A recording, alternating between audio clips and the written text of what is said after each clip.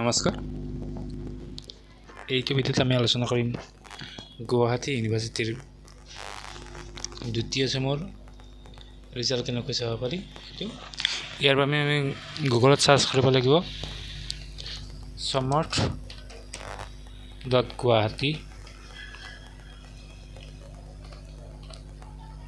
তো ইয়াত আপোনালোকে আহি যাব সমৰ্থ.গুৱাহাটী ক্লিক কৰিব।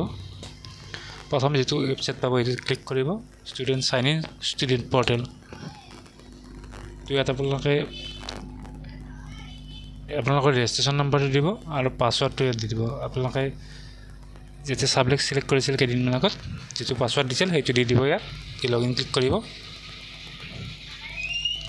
লগ ইনত ক্লিক কৰাৰ পিছত আপোনালোকে ইয়াত গ্ৰেড কাৰ্ড বুলি পাব, গ্ৰেড কাৰ্ডত ক্লিক কৰিব। গ্ৰেড কাৰ্ডত ক্লিক কৰাৰ লগে ইয়াত আপোনালোকে আহি যাব second sem bachelor of arts. এইটো আপোনাৰ ছেকেণ্ড ছেমৰ এখন গ্ৰেড শ্বীট চাব পাৰিব। এইখন আপোনাৰ গ্ৰেড শ্বীট। তো এইখন প্ৰিণ্ট আউট কৰি ল'ব।